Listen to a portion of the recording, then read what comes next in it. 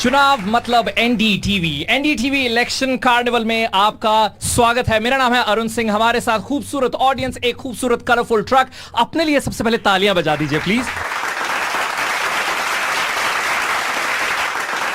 देखिए, जब जब चुनाव का मामला होता है तब रंग अपने आप आता है, तब गर्मा गर्मी भी बढ़ती है, लेकिन मजा तभी है जब आपके चेहरों पर स्माइल होगी, तालियां होंगी और रंग होगा। रंग तो आप देख ही रहे हैं हमारे ट्रक पर है। ये ट्रक जो है 40 शहरों में जाने वाला है और वहीं हम 4000 किलोमीटर तय करेंगे देश भर में, क्योंकि देश भी हमारा रंगीन है। लेकिन देश का सबसे रंगीन कोना कौन सा है? वाह, हमारी ऑडियंस भी स्मार्ट है और आप और स्मार्ट। इन्होंने कहा दिल्ली 6। दिल्ली 6 के लिए तालियां, चांदनी चौक के लिए तालियां, पुरानी दिल्ली के लिए तालियां, क्योंकि यहां में जो लोग हैं उनमें जायका भी मिलता है वो चाट का।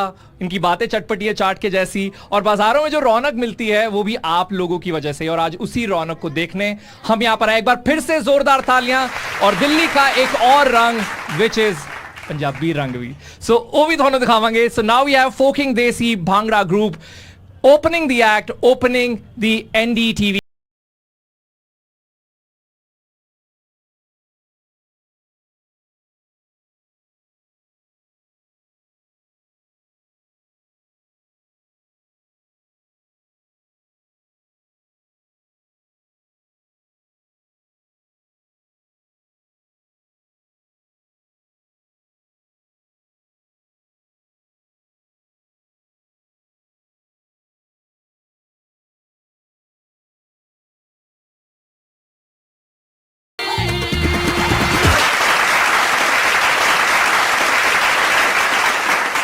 तो देखिए, समा जो है बहुत अच्छे नोट पर शुरू हुआ है, लेकिन अब यहां से बात हो जाएगी political, because we have with us Maria Shakeel and Sumit Awasthi. जोरदार तालियां इन दोनों के लिए। बहुत बहुत स्वागत है। Thank you Chandni Chowk. Thank you so much. And हम लोग यहाँ पर मौजूद हैं। रंग देखिए सुमित, इलेक्शन के रंग हैं इतने सारे, कोई रंग छूटा नहीं आपके ट्रक पे। और इस परफॉर्मेंस के बाद अब पॉलिटिकल परफॉर्मेंस की बारी। असली रंग तो उसी का है। हाँ। परीक्षा तो नेताओं की है, नेताओं के चेहरे पर इन दिनों रंग उड़ा भी रहता है।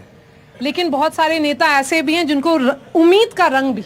बिल्कुल, और उनको मंच देना चाहिए। चलिए बुलाते हैं हम आज के मेहमानों को। जी, आज के मेहमान आज पहले एपिसोड में, क्योंकि हम दिल्ली में मौजूद हैं, राजधानी में हैं, कहने को ये दिल्ली 6 है, चांदनी चौक का इलाका है, पर दो ऐसी शख्सियत जो दिल्ली को भी अच्छे से जानती हैं और देश की राजनीति को भी बहुत अच्छे से जानती हैं। और ये बहुत ही पुराने नेता हैं और बहुत ही ऐसे नेता हैं जो पूरी दिल्ली उनको जानती है, इसलिए हमने शुरू किया।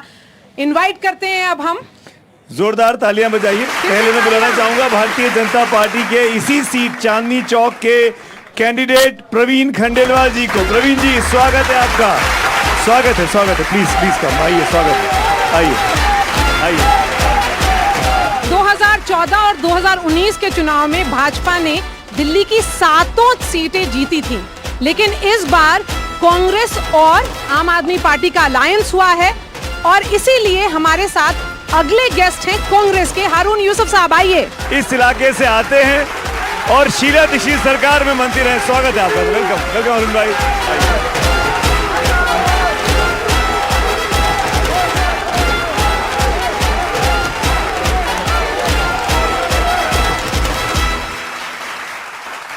मैं एक चीज क्लियर कर दूं शुरुआत करने के लिए, सब करने के पहले।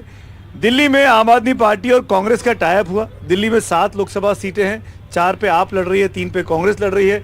इस जगह पे हम जहां मौजूद हैं, ये जगह कांग्रेस के खाते में आई है, तो कांग्रेस के नेता हमारे साथ हैं, हारून यूसुफ साहब। इस जो गर्मजोशी के बीच में पहला सवाल प्रवीण भाई मेरा आप ही से है, क्योंकि हम आपके इलाके में, आप घोषित उम्मीदवार हैं बीजेपी के यहाँ से, और नए चेहरे हैं, पुराने को हटा के आप आए हैं यहाँ पर चुनाव लड़ने के लिए। सवाल मेरा आपसे है कि पैर ठीक है? मेरा पैर भी ठीक है और मेरा उत्साह भी जोरदार है, और चांदनी चौक रिकॉर्ड मतों से हम जीत रहे हैं। चलिए, अभी तो आपके सामने कौन आया नहीं पता लगा, लेकिन अब मैं मूल सवाल पे आता हूँ। कैसे करेंगे 400 पार? बड़ा नारा दिया है प्राइम मिनिस्टर ने, बहुत बड़ा टारगेट दे दिया है। ये हम सब जानते हैं कि प्रधानमंत्री मोदी जो कहते हैं वो करते हैं। अगर उन्होंने कहा अब की बार 400 पार, तो अब की बार 400 पार। 400 पार की एक रोड मैप है, एक योजना है। 400 पार में हर एक सीट का महत्व है। तो जैसे मैं यहाँ से चुनाव लड़ रहा हूँ, तो मेरा और मेरे जितने भी भारतीय जनता पार्टी के कार्यकर्ता हैं, उनका मनोबल, उनका उत्साह और प्रधानमंत्री नरेंद्र मोदी का 10 साल का कार्यकाल और उसकी जितनी सफलताएं हैं, वो सब मिलाकर के अगर हमें कॉम्प्रिहेंसिव रोड मैप बना दें तो 400 पार बहुत आसान है। मुझे लगता है कि 400 से ऊपर भी आंकड़ा जा सकता है। तो 400 पार करने के लिए दिल्ली के 7 एमपीज को बदलना पड़ा, 7 में से 6 को। देखिए, आप इसे बदलना कह रही हैं, मैं ये कह रहा हूं, अरे तुम्हारे यहाँ तो अभी डिक्लेयर ही नहीं हुआ यार, तुम क्या बात कर रहे हो? देखिए, भारतीय जनता पार्टी वो पार्टी है जिसमें, जैसे अगर आप मुझे देखें तो मुझ जैसे छोटे कार्यकर्ता को प्रधानमंत्री नरेंद्र मोदी ने और मेरी लीडरशिप ने एक बहुत बड़ी जिम्मेदारी दी है। तो किसी को हटाना या ऐसा नहीं है, संगठन है, संगठन में बहुत सारे आयाम हैं। जो मुझसे पहले थे उनके लिए जिम्मेदारी थी, अब हो सकता है कि उनको किसी दूसरे आयाम में भेजा जाएगा। मुझको यहाँ काम करने का मौका दिया, 35 साल मुझे कहा गया कि आप व्यापारी क्षेत्र में काम करो, मैंने व्यापारी क्षेत्र में काम किया। अब उन्हें लगा कि मैं इस क्षेत्र में शायद उपयुक्त हो सकता हूँ, तो मुझे यहाँ बोल दिया, और जो यहाँ थे उनको कहीं और भेज देंगे। तो ये भारतीय जनता पार्टी की एक सामान्य प्रक्रिया है, और इसीलिए हम कहते हैं कि सबसे ज़्यादा डेमोक्रेटिक सेटअप अगर देश की किसी पॉलिटिकल पार्टी में है तो भारतीय जनता पार्टी में है। आप जो बोल रहे हैं ना, दोनों बातें, 400 वाली बात भी आपने कही और डेमोक्रेटिक सेटअप की बात भी की, दोनों बातों में हारून भाई हाँ में सर हिला रहे थे माइक पे। कितनी डेमोक्रेसी है ये तो प्रवीण भाई दिल पे हाथ रख के बताएंगे। लेकिन जहाँ तक अभी मारिया जी ने पूछा कि कैंडिडेट 6 तो बदल दिए, एक ही को रखा है पुराने वाले को, ये 400 पार इसी तरह होगा, क्योंकि जब विश्वास ना हो, उन्हें पता है कि 10 साल में तमाम मेंबर ऑफ पार्लियामेंट ने, चांदनी चौक जहां हम बैठे हैं वहां हर्षवर्धन जी 10 साल मेंबर ऑफ पार्लियामेंट रहे, मेरे साथ वो असेंबली में भी 3 मरतबा रहे और मेरे बड़ा करीब रहे, लेकिन इस चांदनी चौक हल्के में वो नहीं दिख पाए। आज जो हालत है चांदनी चौक की, वो लोग अपने दिल पे हाथ रख के बताएं कितनी बार देखा। लेकिन हारून और अगर इतने काबिल थे तो उनको जब कोविड का हुआ तो उनको क्यों हटाया गया? लेकिन हारून भाई सवाल ये है, मैं एक बात बोलूं इनको? हाँ, जवाब दे दीजिए। हारून जी, हमारे बहुत पुराने मित्र हैं, इसमें कोई दो राय नहीं, लेकिन काजी जी दुबले क्यों शहर का अंदेशा है। अरे आप अपने यहाँ कैंडिडेट क्या कर पा रहे हो और टिप्पणी कर रहे हो कि हमारे उसने ये कर दिया, उसने वो कर दिया। आज 30 दिन हो गए मुझे कैंपेनिंग करते हुए, आप 30 दिन में कैंडिडेट डिक्लेयर नहीं कर पाए। या तो इसका सीधा अर्थ क्या है कि इन्होंने वॉकओवर दे दिया क्योंकि इनके पास में कोई उम्मीदवार नहीं है। ऐसा है प्रवीण जी, कांग्रेस पार्टी पूरा डेमोक्रेसी में विश्वास रखती है, वो तो पता है, और सबसे बातचीत करके फैसला करती है। आपके यहाँ एक व्यक्ति फैसला करता है और कैंडिडेट तय हो जाता है। सवाल ये भी है, हमारे यहाँ तो एक व्यक्ति फैसला करता है और इनके यहाँ पर जमात बैठती है। अरे एक परिवार को लाते लाते आपको जिंदगी बीत गई हारून भाई, उससे आप बाहर नहीं निकल पाए हो। हमारे यहाँ तो प्रोसेस देखो आप, अटल बिहारी वाजपेयी से लेकर के नरेंद्र मोदी, जेपी कितनी लीडरशिप है। तो आप कम से कम अपने घर में देखो जहां पर आप अभी तक रुके हुए हो। चलिए उस घर की बात करते हैं, क्योंकि हर दिन कोई ना कोई कांग्रेस का नेता यहाँ पे शामिल हो रहा है। आप बताइए कि ऐसे क्या मान ले कि कुछ दिन के बाद यहाँ पर भी कुछ और ना हो। आप जो जिन लोगों के नाम बड़े बड़े घोटालों में थे, वो ऐसी वॉशिंग मशीन में अंदर गए, 25 नेताओं में से 23 नेता को वॉशिंग मशीन ने साफ करके भेज दिया। मैं समझता हूँ कि आना जाना और जो लोग जा रहे हैं। गौरव वल्लभ ने कौन सा घोटाला किया था, वो क्यों चले गए? संजय निरुपम क्यों चले गए?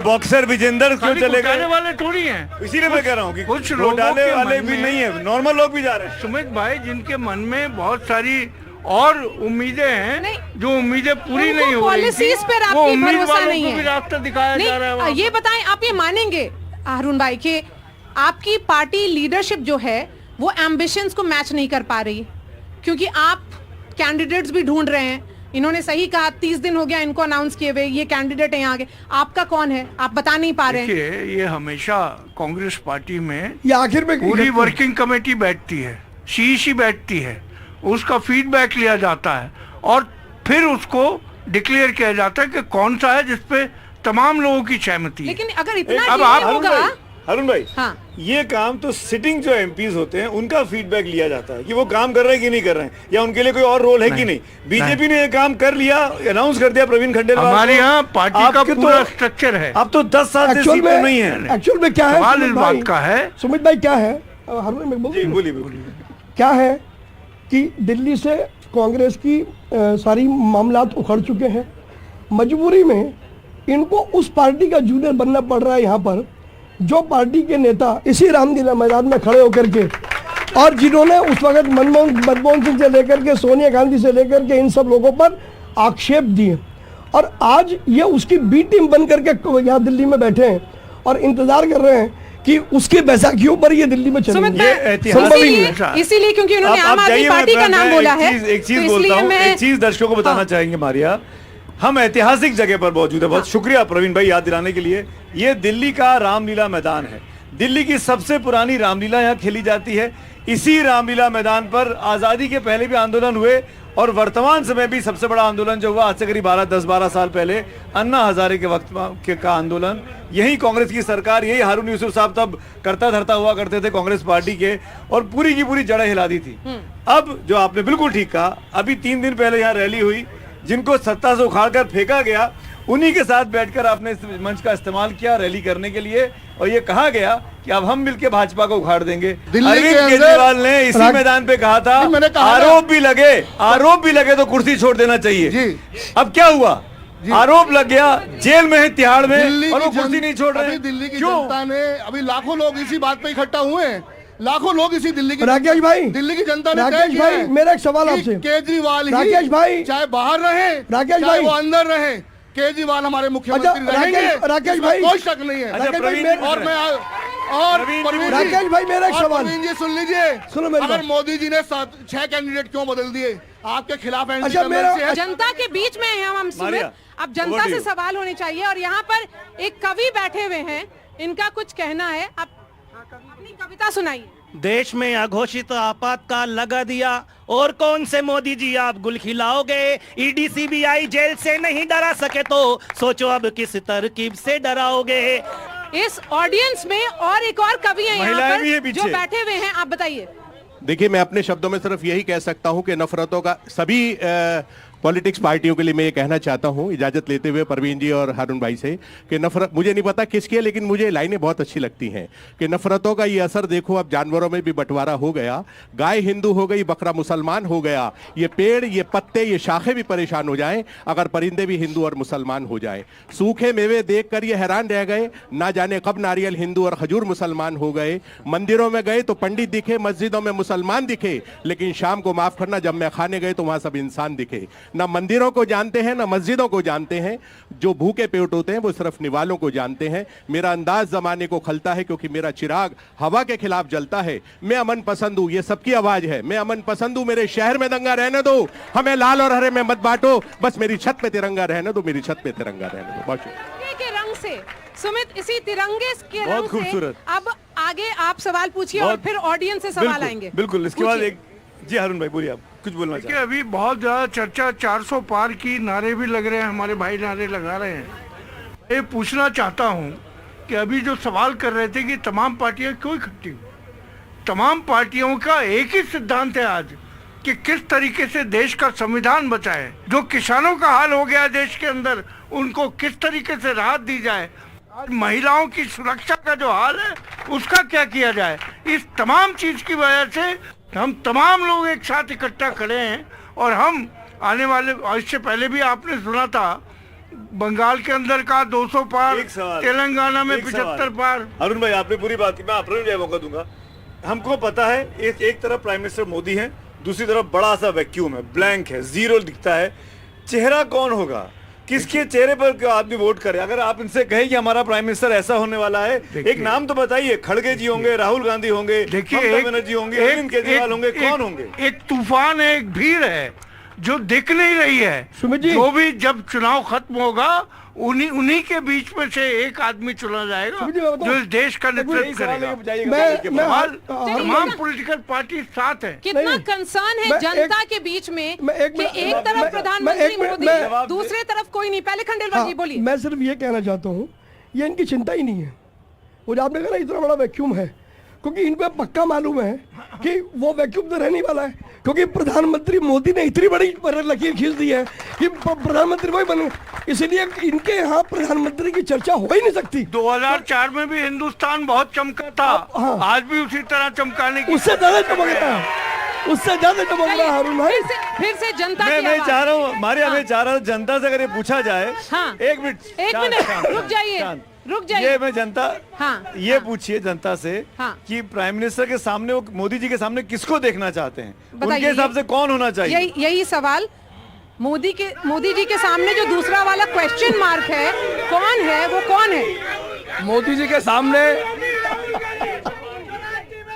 मोदी जी के सामने कोई नहीं है, क्योंकि ये तो जितने दिग्गज जिनके अभी हारून भाई नाम ले रहे हैं, यही तय नहीं कर पा रहे। ममता, लालू, मुलायम, राहुल, यही आपस में तय नहीं कर रहे, क्योंकि मोदी जी का कोई विकल्प ही नहीं है।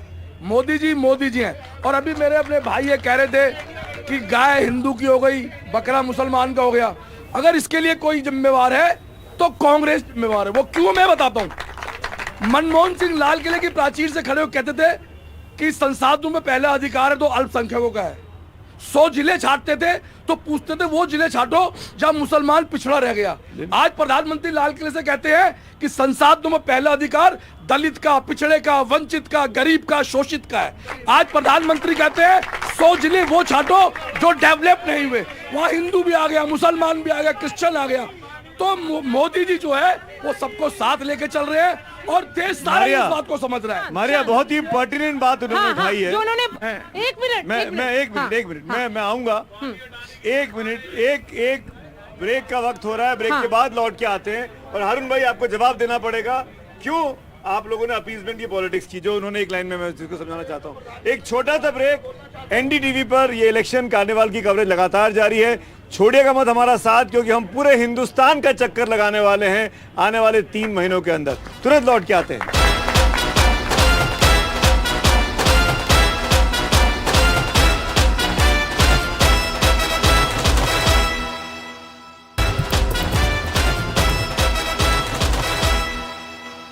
ब्रेक के बाद आप सबका स्वागत है। लगातार ये कारवां चल रहा है। हमारे साथ दोनों खास मेहमान बने हुए हैं, प्रवीण खंडेलवाल जी और हारून यूसुफ जी। और यहाँ पर दिल्ली 6 चांदनी चौक की आवाम मौजूद है। जोरदार तालियां दोस्तों।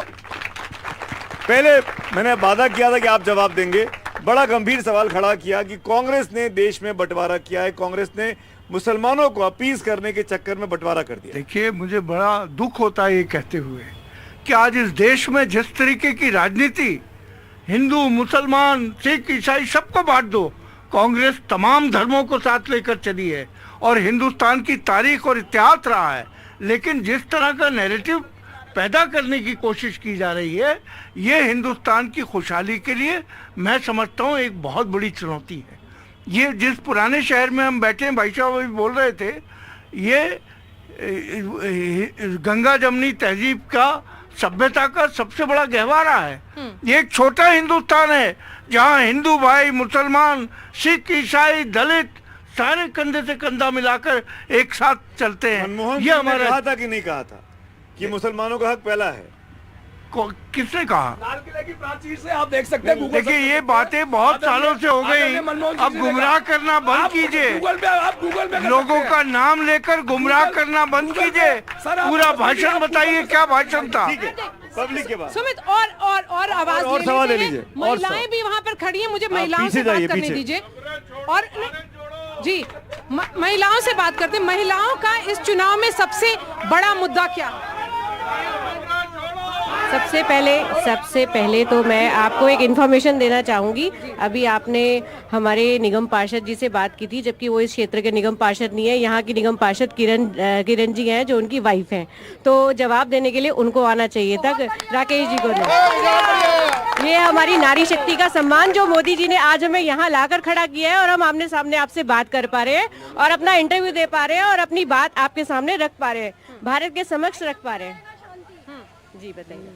तो महिलाओं के लिए सबसे बड़ा मुद्दा इस चुनाव में क्या है? यही मैंने सवाल इनसे पूछा था, आपसे भी पूछेंगे। सबसे बड़ा मुद्दा तो यही है कि हमें अपनी जीत लेनी है, 400 से पार जाना है, 400 पार जाना है हमें। सबसे बड़ा मुद्दा हमारा यही है। महिलाएं भी इस बार आकर के इंथुजियाज्म से वोट करेंगी, बाहर आएंगी, बहुत वोट करेगी, पूरी वोट होगी आपकी बार। इस बार हम सब आगे आएंगे और हम सब वोट करेंगे और सबको एनकरेज करेंगे कि आकर वोट आगे दीजिए। आगे महिलाओं को सुरक्षा चाहिए। सबसे बड़ा मुद्दा है जो राम को लाए हैं हम उनको लाएंगे, जो राम को लाए हैं हम उनको लाएंगे। धारा 370 जिसने हटाई हम उनको लाएंगे। इस बात से आप लोग भी सहमत होंगे ना? 3 तलाक जिसने हटाए हम उनको लाएंगे। और ये सेंटिमेंट हमने देख लिया कि राम मंदिर, राम जिसको लाए हम उसको लेकर आएंगे। इसके कांग्रेस पार्टी के पास भी जोड़ नहीं है। और मैं इसलिए कह रहा हूं कि कांग्रेस के अपने नेता जो राम मंदिर के दर्शन करना चाहते हैं वो कांग्रेस की नीति से परेशान है। जो चिट्ठी लिखी गौरव वल्लभ ने, रोहन गुप्ता ने इसी का जिक्र किया कि कांग्रेस सनातन की विरोधी होती जा रही है। देखिए, भगवान राम का सब सम्मान करते हैं, चाहे किसी भी मजहब का या धर्म का आदमी हो। सवाल इस बात का है, भगवान राम को पॉलिटिकल सेंटर स्टेज पे इस तरीके से लाया जा रहा है जिस तरीके से ये सुप्रीम कोर्ट ने कराया था। राम मंदिर, जो भगवान राम का जो मंदिर बना था, सुप्रीम कोर्ट के आदेश पे बनाया गया था। और सवाल इसका है कि आप किसी को सारे लोग जो कांग्रेस के लोग हैं, बाद में कितने लोग आपको इनवाइट किया गया था, कितने लोग राम मंदिर जा रहे हैं बराबर वहाँ पर। हारून भाई जी, आप प्रवीण जी, आप जिस कोर्ट का मुझे ताज्जुब इस बात का हो रहा है कि हारून भाई जैसे व्यक्ति अज्ञान का सहारा ले रहे हैं। जिस कोर्ट के फैसले का वो जिक्र कर रहे हैं वो फैसला कांग्रेस के ज़माने में आया था। उसके बाद आप लोग चुप रहे। उसके बाद नरेंद्र मोदी आए। नरेंद्र मोदी ने, क्योंकि देखिए राम मंदिर एक मजहब से नहीं जोड़ा जा सकता। राम भारत के दर्शन है, राम भारत की संस्कृति है, राम भारत की सभ्यता है। और अगर एक मिनट और अगर उस संस्कृति और सभ्यता का जीवंत दर्शन अगर अयोध्या में हुआ, उससे किसी को ऐतराज नहीं होना चाहिए। तो सवाल है कि जब आप कह रहे फैसला आपके जमाने में आया, आप क्यों चुप रहे? आपने क्यों नहीं वहाँ पे कोई काम किया? वाली बातें नहीं, फैसला तो 2010 का आया हुआ है। ऐसा है, उसके बाद जो फैसला आया उसका सबने उसका सम्मान किया और सबने उसको माना। लेकिन हारून भाई, आपके पार्टी के खुद के लोग, अभी गौरव वल्लभ नहीं छोड़ा, जो सुमित बता रहे थे, सबका यही कहना है। देखिए, सवाल इस बात का है कि इंडिविजुअल जिनकी आप बात कर रहे हैं वो कांग्रेस में रहे और आज क्या वजह है कि अचानक वो चले गए। उन्हें उस समय राम और सनातन याद नहीं आया जब कांग्रेस में थे। अगर उनको था तो उनको तो बहुत पहले छोड़ दिया। कांग्रेस ने हमेशा भगवान राम की, मंदिरों की, गुरुद्वारों की, गिरजाघरों की, सबको बराबर माना है। और कांग्रेस ने हमेशा जब ये निर्णय आया उसका सम्मान किया और जो भारतीय जनता पार्टी बनाया, सम्मान किया, भारतीय जनता पार्टी, अरुण भाई सम्मान किया। अगर एक मिनट शांत, भारतीय जनता, अरे सुनिए ना, बैठिए। भारतीय जनता पार्टी ने, और एक सवाल, एक कांग्रेस, इन्हीं के नेता कांग्रेस पार्टी के कपिल सिब्बल ने कोर्ट में हलफनामा देकर राम के अस्तित्व को नकार दिया। आप क्या बात करते हैं? देखिए, बहुत सारे लोग इधर क्या बात करते हैं आप? मैं ये पूछ रहा हूँ, अगर राहुल गांधी, कांग्रेस पार्टी हर धर्म की, हर मजहब की पूजा उपासना में विश्वास करती हैं और राहुल गांधी महाकाल के मंदिर में भी जाते हैं, राहुल गांधी और मंदिरों के दर्शन भी करते हैं, तो अयोध्या जाने में क्या दिक्कत थी?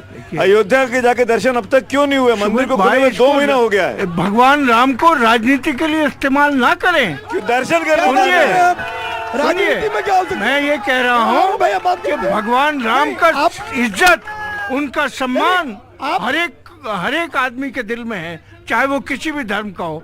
लेकिन कांग्रेस का जिस तरीके से वो इवेंट बनाया गया, ऐसा लग रहा था भारतीय जनता पार्टी ने कोई सम्मेलन बुलाया है वहाँ।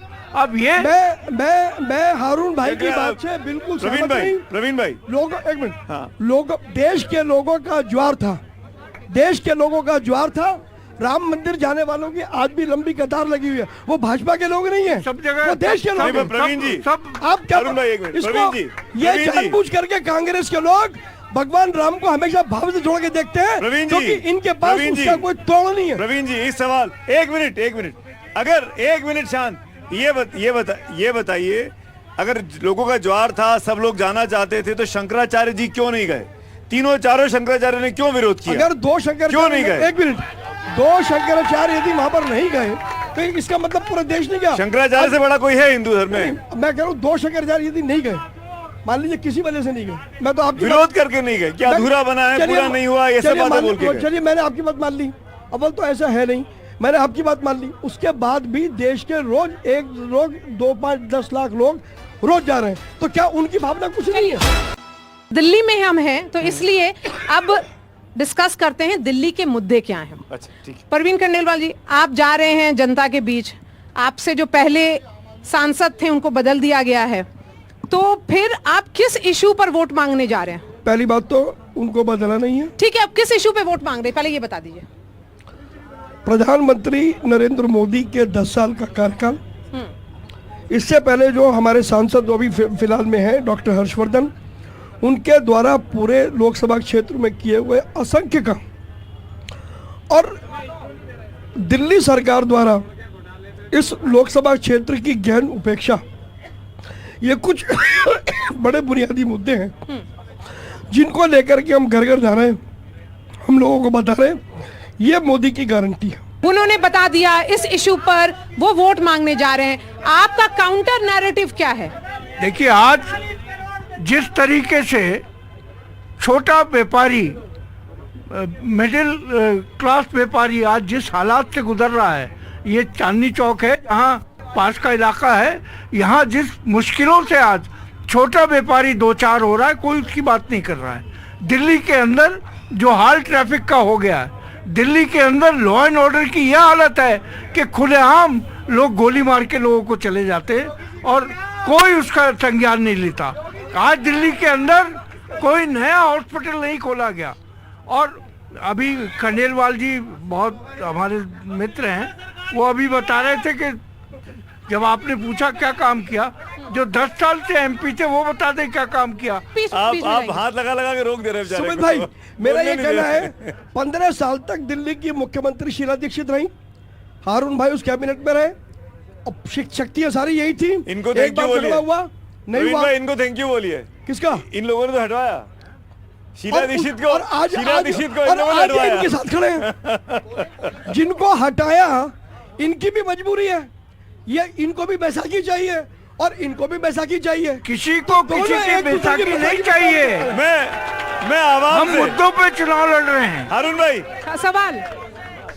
भाई सवाल जनता से पूछते हैं। एक शांत नहीं, आप खड़े हो जाइए।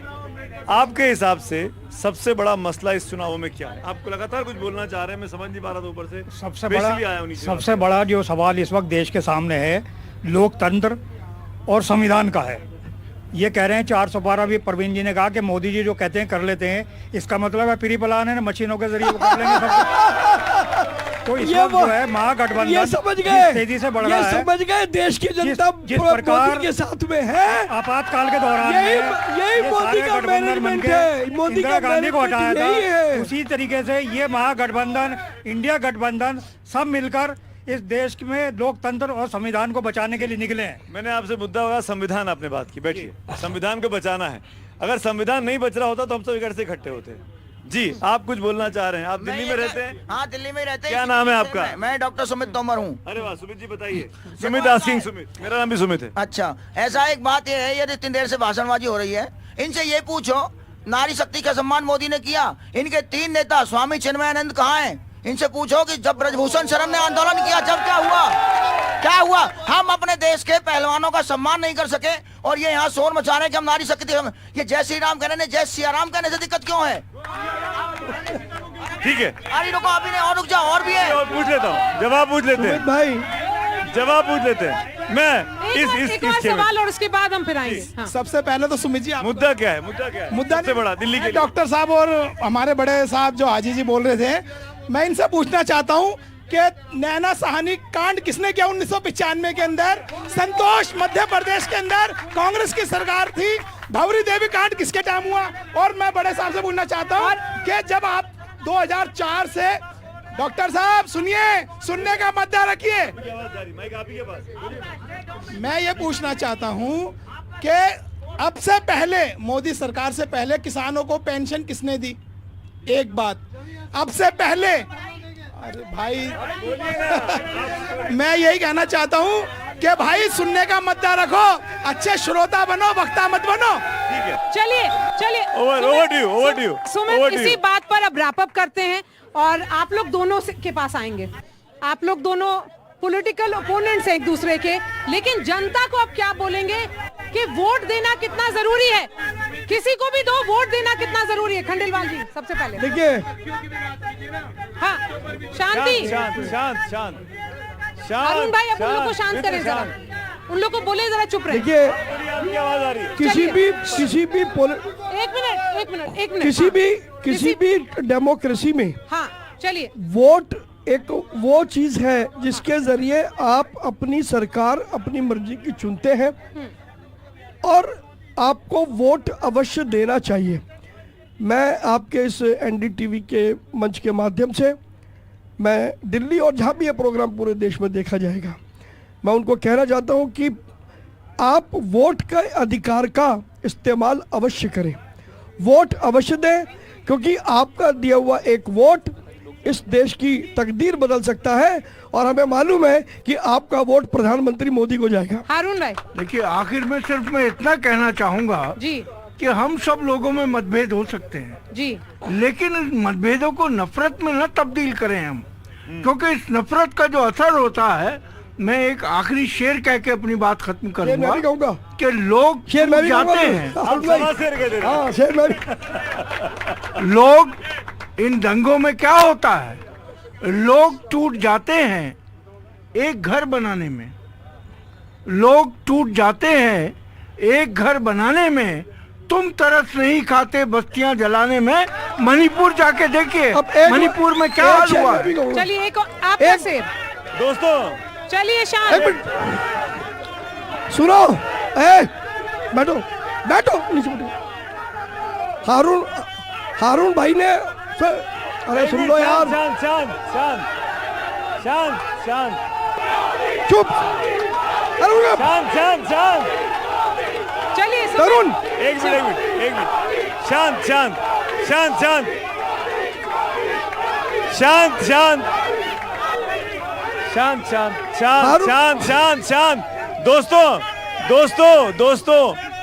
दोस्तों, क्योंकि हम कार्निवाल, इनका शेर सुन लीजिए, क्योंकि हम कार्निवाल में मेरा शेर सुन लो। हाँ बोलिए।